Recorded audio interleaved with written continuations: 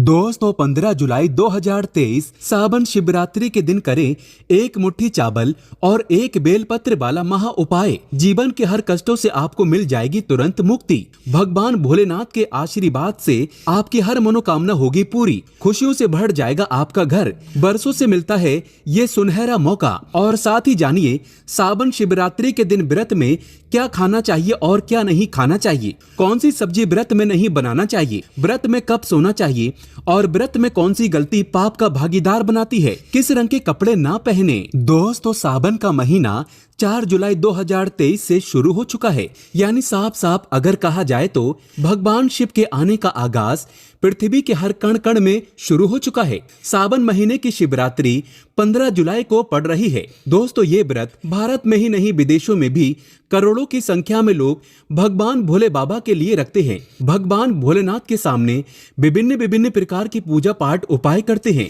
ताकि उन्हें भगवान भोलेनाथ का आशीर्वाद मिल सके। हिंदू पंचांग के अनुसार ये जो 15 जुलाई को सावन शिवरात्रि पड़ रही है बहुत ही अद्भुत और दुर्लभ है। हिंदू पंचांग के अनुसार सावन मास की चतुर्दशी तिथि की शुरुआत 15 जुलाई को रात 8:32 पर होगी और तिथि का समापन 16 जुलाई को रात 10:08 पर होगा। शिवरात्रि व्रत पर भगवान शिव की पूजा निशिता काल में की जाती है, इसलिए ये व्रत 15 जुलाई शनिवार को ही रखा जाएगा। सावन शिवरात्रि पूजा का समय। सावन शिवरात्रि पर भगवान शिव की पूजा का समय 16 जुलाई को रात 12:07 से रात 12:48 तक रहेगा। दोस्तों ऐसे में पूजा के लिए इस मुहूर्त पर करें पूजा। मुहूर्त पर पूजा पाठ करने से कई लाख गुना पूजा का विशेष लाभ प्राप्त होता है। भगवान शिव की पूजा 4 प्रहर में की जाती है। सावन शिवरात्रि के दिन प्रथम प्रहर की पूजा का समय शाम 7:21 से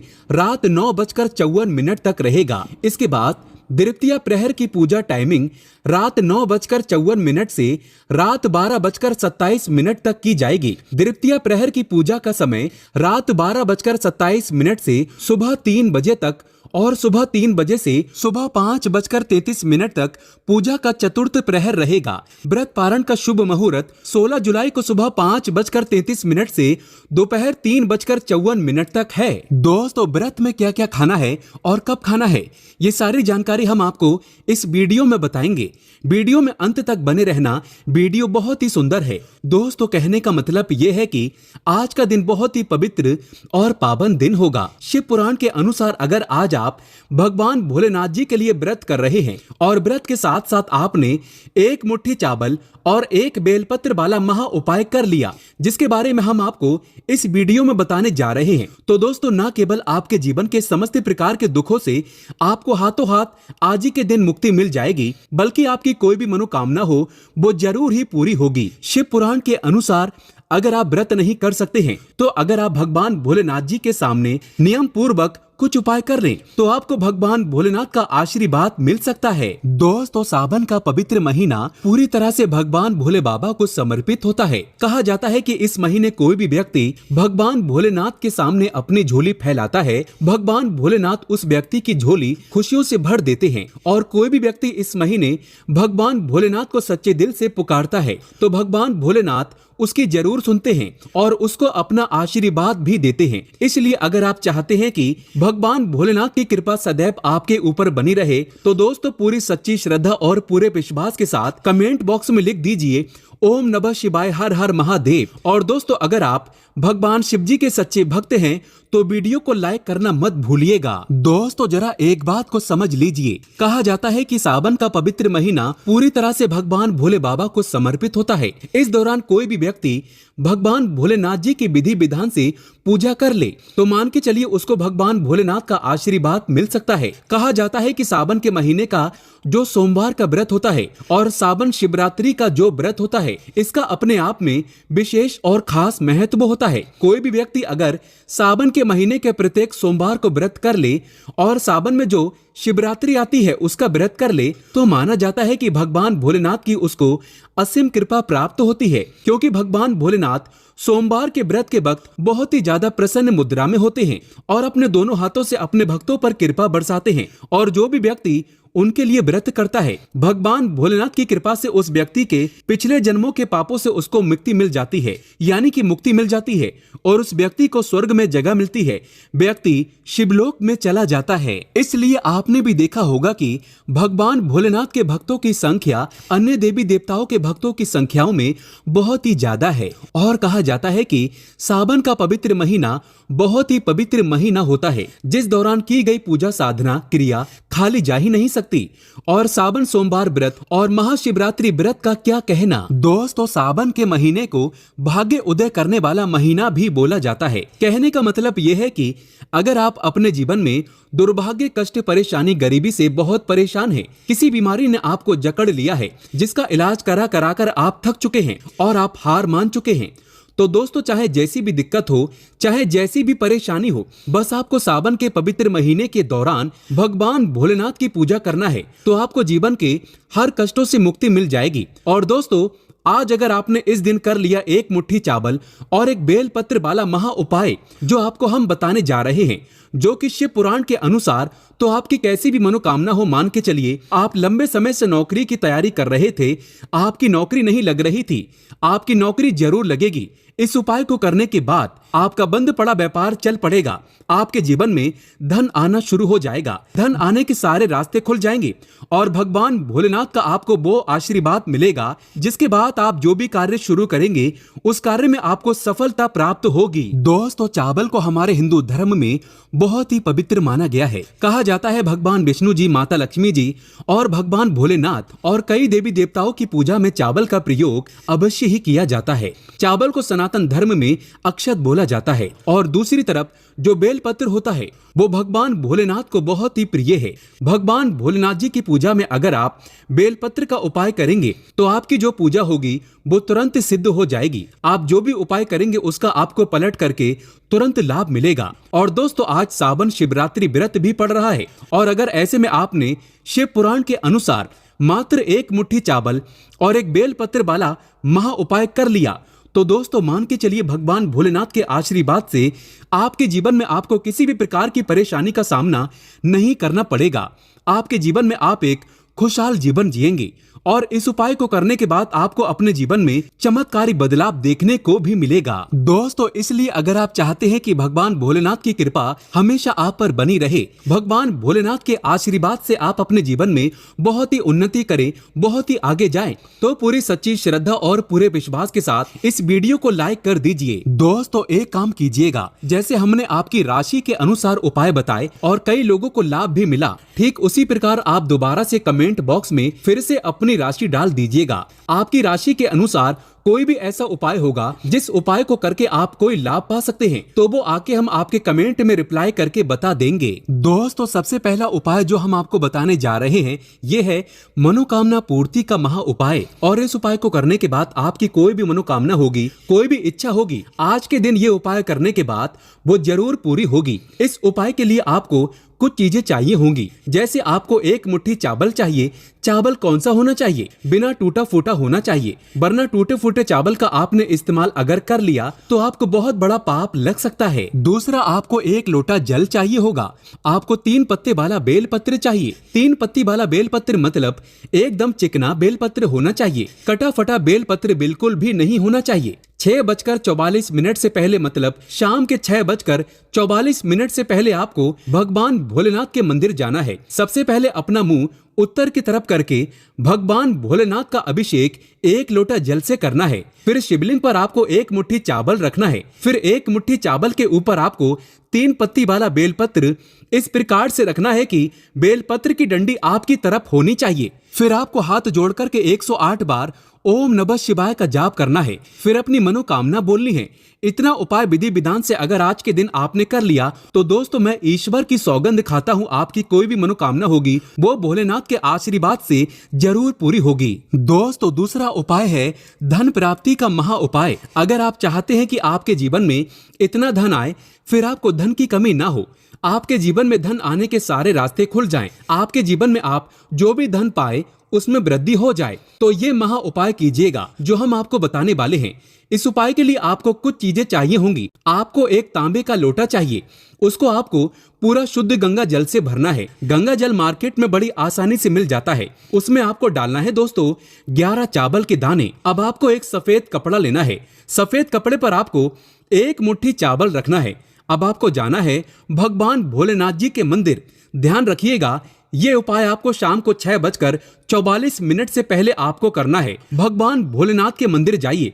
भगवान भोलेनाथ के मंदिर जाने के बाद सबसे पहले इस शिवलिंग पर आपको एक लोटा जल अर्पित करना है जिसमें आपने 11 चावल के दाने डाले हैं। फिर इस शिवलिंग से आपको ये सफेद कपड़ा जिसकी आपने पोटली बनाई है, जिसमें एक मुट्ठी चावल आपने डाला है, इस पोटली को शिवलिंग से छुआना है।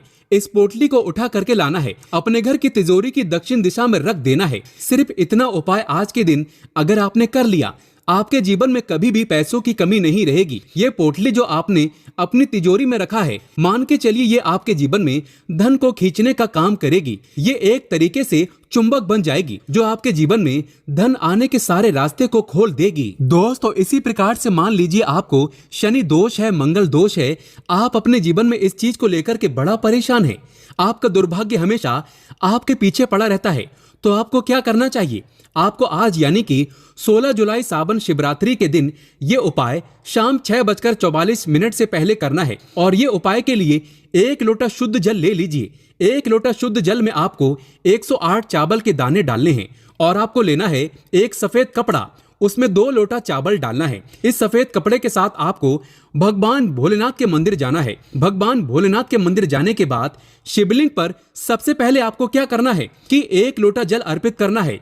एक लोटा जल अर्पित कीजिए और ये जो सफेद कपड़े में आपने 2 लोटा चावल डाला है, ये मंदिर के पुजारी को दान कर दीजिए। इतना भर अगर आज के दिन आपने कर लिया तो मान के चलिए शनि दोष हो, मंगल दोष हो या किसी भी प्रकार का दोष हो, उससे आपको आराम मिलेगा, मुक्ति मिल जाएगी। भगवान भोलेनाथ के आशीर्वाद से जो भी आपका दोष होगा उसका प्रकोप लगभग ना के बराबर हो जाएगा। अब मान लीजिए आपको किसी बीमारी ने जकड़ लिया है जिसका इलाज करा करा के आप थक चुके हैं, आपको कोई लाभ नहीं मिलता, तो आपको क्या करना चाहिए? शाम को 6:44 से पहले 11 बेलपत्र लीजिए, भगवान भोलेनाथ के मंदिर जाइए, चंदन ले लीजिएगा, चंदन से उस बेलपत्र पर ओम नमः शिवाय लिख दीजिए और ये भगवान भोलेनाथ को अर्पित कीजिए। मान के चलिए सिर्फ इतना उपाय करने भर से आपको आपकी बीमारी से मुक्ति मिल जाएगी। दोस्तों, अब मान लीजिए आप नौकरी की तैयारी कर करके थक चुके हैं लेकिन आपकी नौकरी नहीं लग रही है, तो आज पूरे दिन में आपको एक लोटा शुद्ध दूध लेना है। उस लोटे में आपको 108 चावल के दाने डालने हैं और भगवान भोलेनाथ के मंदिर जाकर के इससे भगवान भोलेनाथ जी का अभिषेक करना है। ध्यान रखिएगा, अभिषेक करते वक्त आपका मुख उत्तर की तरफ होना चाहिए। इतना भर उपाय आज के दिन अगर आपने कर लिया तो आपकी नौकरी लग जाएगी। दोस्तों, मैं ईश्वर की सौगंध खाता हूँ, आपकी नौकरी लग जाएगी, लेकिन सच्चे हृदय से ये उपाय अवश्य। दोस्तों, अब जान लेते हैं सावन सोमवार के व्रत में क्या खाना चाहिए और क्या नहीं खाना चाहिए। अगर आपने सावन सोमवार का व्रत रखा है तो आप इस दिन सात्विक भोजन ही करें। यह निर्जला व्रत नहीं होता, इसलिए इस व्रत में सेंधा नमक से बनी चीजें खा सकते हैं। अगर आपने फल खाने पर संकल्प लिया है तो नमक भूल कर भी ना खाएं, आप फल वगैरह ही खाएं और कुछ मत खाना। व्रत में बाहर का गन्ने का जूस मत पीना, उसमें नमक पड़ा होता है। बाहर का जूस भी मत पीना, उनके बर्तनों में भी नमक पड़ा होता है और वो नमक आपके मुंह तक जाएगा तो आपका व्रत खंडित हो जाएगा। व्रत में डब्बा बंद जूस नहीं पीना चाहिए, उसमें कई केमिकल पड़े होते हैं जिससे व्रत टूट जाता है। दोस्तों, सावन में कई बार शुक्रवार का दिन पड़ जाता है तो खट्टा भूल कर भी मत खाना, क्योंकि माता संतोषी इस दौरान जागृत अवस्था में हो जाती है, वो रुष्ट हो जाएंगी। इस दिन आप पानी पूरी, इमली की चटनी वगैरह, खट्टे फल वगैरह जाने अनजाने में भी मत खाना, क्योंकि इससे माता संतोषी क्रोधित हो जाएंगी। एक बार माता संतोषी रुष्ट हो गई तो आपको जिंदगी भर कष्ट भोगना पड़ेगा। माता रानी भोली हैं, पर सावन के महीने में जो भी शुक्रवार के दिन खट्टा खाता है उसे परेशानी और माता के क्रोध का सामना करना ही पड़ता है। सावन में साधारण नमक फलों पर लगाकर या अमरूद के बीच में भरकर भूल कर भी नहीं खाना चाहिए। आप सेंधा नमक फलों पर लगाकर खा सकते हैं। सावन के व्रत में चाय आप पी सकते हैं, लेकिन चाय में नमक मत डालना। इससे हड्डियां गल जाती हैं। सावन के व्रत में दूध नहीं पीना चाहिए, इससे भगवान शिव क्रोधित हो जाते हैं। सावन में हल्दी मिलाकर दूध पीने से भयंकर श्राप लगता है। सावन में बच्चों को दूध पी लेना चाहिए, पर घर में बड़ों को दूध नहीं पीना चाहिए। यदि सावन का व्रत अगर आपने मीठा रखा है तो आप खीर पराठा या दही पराठा खा सकते हैं। आप चाहें तो सेंधा नमक से बने आलू के पकवान खा सकते हैं। आलू की सब्जी कुट्टू के आटे की रोटी के साथ खा सकते हैं, लेकिन आटा ध्यान से देख लें, पुराने आटे में कीड़े पड़ जाते हैं, जिससे आपका व्रत खंडित हो सकता है। व्रतधारी को सावन सोमवार के व्रत में आटा, बेसन, मैदा, सत्तू, अन्न और अनाज का सेवन नहीं करना चाहिए। इसके अलावा अन्य किसी भी व्यक्ति को मांस, मदिरा, लहसुन, प्याज इत्यादि का भी सेवन नहीं करना चाहिए। वहीं व्रत रखने वाले व्यक्ति को धनिया पाउडर, मिर्ची पाउडर, सादा नमक का सेवन भूल कर भी नहीं करना चाहिए। सावन में चाहे आपका व्रत हो या ना हो, किसी भी व्यक्ति को कड़ी पकौड़ा नहीं खाना चाहिए।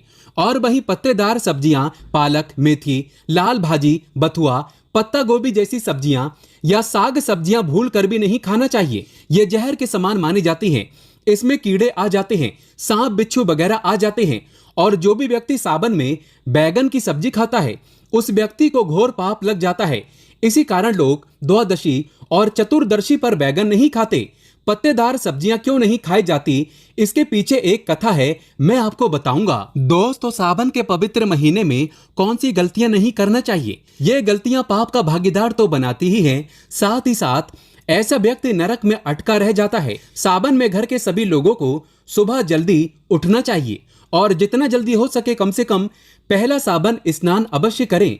परिवार में सबको स्नान करना चाहिए। यदि कोई बीमार है तो उस पर गंगा जल के छींटे मार दें। सावन में किसी भी गरीब का अपमान ना करें। क्या पता उस गरीब के रूप में भगवान शिव हो, क्योंकि भगवान शिव सावन में अपने भक्तों की परीक्षा लेने आते हैं। सावन में देर तक सोने वाली महिला का पति बर्बाद हो जाता है और उसकी मृत्यु निकट भविष्य में जल्दी हो जाती है। इसलिए पति के उठने से पहले सावन में हर स्त्री को जल्दी उठ जाना चाहिए और भगवान शिव की पूजा करनी चाहिए। सोमवार व्रत आपको अवश्य करना चाहिए। ऐसा करने से धन लक्ष्मी का वास होता है। सावन में पति पत्नी को सहवास नहीं करना चाहिए। अगर आपने व्रत रखा है या आपकी पत्नी ने व्रत रखा है तो आप दूरी बनाकर रखें, क्योंकि इस दौरान भगवान शिव की शरण में होता है ऐसा व्यक्ति। सावन में घनघोर काले वस्त्र पहनकर शिव मंदिर में नहीं जाना चाहिए। चाहे तो आप घर में काले वस्त्र पहन सकते हैं, लेकिन मंदिर में भूलकर भी मत जाना और ना ही व्रत में काले वस्त्र पहनना चाहिए। वैसे तो सावन में लहसुन, प्याज नहीं खाना चाहिए, पर यदि आपका व्रत है तो उस दिन पूरे परिवार को लहसुन, प्याज से परहेज करना चाहिए। सावन के महीने में घर में गंदगी नहीं होना चाहिए, इससे प्रकृति नाराज हो जाती है।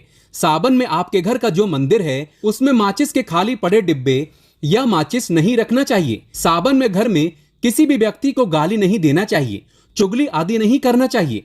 पत्नी को अपशब्द नहीं कहना चाहिए और ना ही पति को अपशब्द कहना चाहिए।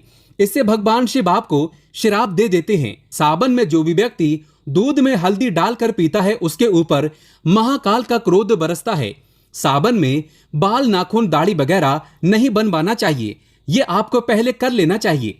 कोई ज्यादा समस्या हो तो आप ऐसा कर सकते हैं, पर शिवजी से क्षमा अवश्य मांग लें। सावन में शरीर पर तेल नहीं लगाना चाहिए। यदि आपका व्रत है तो आप शरीर पर तेल ना लगाएं। माता पिता का सम्मान करना चाहिए, क्योंकि माँ माता पार्वती और पिता भगवान शिव को माना जाता है। इसलिए माता पिता में इन दोनों का वास होता है। माँ पिता का आदर करने से भगवान शिव और माँ पार्वती प्रसन्न होती हैं। सावन में देवी देवता से जुड़ी कोई भी शुभ चीज उपहार के तौर में कभी किसी को मत देना, नहीं तो भगवान शिव आपके घर से सदैव के लिए चले जाएंगे। दोस्तों, आप जानते हैं सावन के इस पवित्र महीने में शिवलिंग पर कौन कौन सी चीजें नहीं चढ़ाना चाहिए जिससे आपको पाप ना लगे। शिव पुराण के अनुसार शिव भक्तों को कभी भी भगवान शिव को तुलसी, हल्दी और सिंदूर सहित ये 6 वस्तु नहीं चढ़ाना चाहिए। पौराणिक कथा के अनुसार केतकी के फूल ने ब्रह्मा जी के झूठ में साथ दिया था, जिससे नाराज होकर भगवान भोलेनाथ ने केतकी के फूल को श्राप दिया। इसलिए केतकी का फूल शिवलिंग पर नहीं चढ़ाया जाता और वहीं नारियल का पानी भी शिवलिंग पर कभी भी अर्पित नहीं करना चाहिए। शंख से जल भी भगवान भोलेनाथ को नहीं चढ़ाना चाहिए। शास्त्रों के अनुसार सुबह 5 बजे से लेकर सुबह 11 बजे तक शिवलिंग पर जल चढ़ाना बहुत ही शुभ और अत्यंत मंगलकारी होता है। कभी भी शाम के समय शिवलिंग पर जल ना चढ़ाएं। शास्त्रों के अनुसार शिवलिंग पर काली मिर्च चढ़ाने से रोगों का नाश होता है। इसके साथ ही सुख समृद्धि की प्राप्ति होती है। घर में कभी भी अंगूठे के आकार से बड़ा शिवलिंग नहीं रखना चाहिए और शिवलिंग पर जल धारा अवश्य होना चाहिए। भगवान भोलेनाथ को टूटे हुए अक्षत कभी अर्पित नहीं करना चाहिए, इससे वो क्रोधित हो जाएंगे। सावन के पवित्र महीने में कटे फटे बेलपत्र शिवलिंग पर अर्पित नहीं करना चाहिए।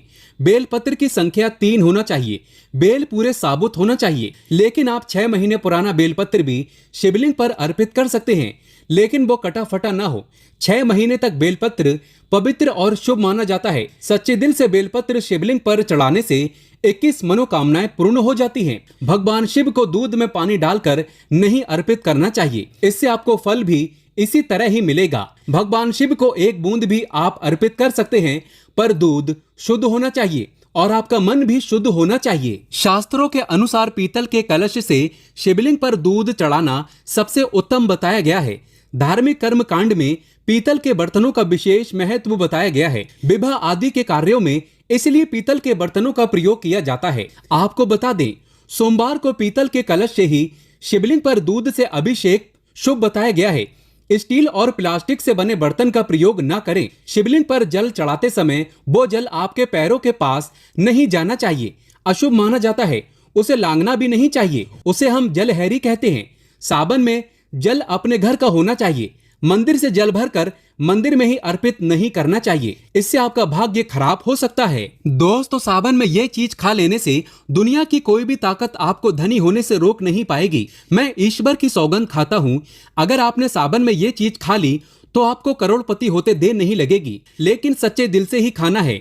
आइए जानते हैं। सावन में शिव भक्तों को शिवलिंग पर चढ़ा हुआ प्रसाद के रूप में धतूरा जरूर खाना चाहिए। इसे आपको ज्यादा नहीं खाना है, बस अपनी जुबान पर हल्का सा टच करना है। ज्यादा खाएंगे तो आप बीमार पड़ जाएंगे, इसलिए बस टच कर लें। आप देखना आपके अंदर सकारात्मकता का संचार होगा और आपको धनी होने से कोई नहीं रोक पाएगा। दूसरा है बेल फल।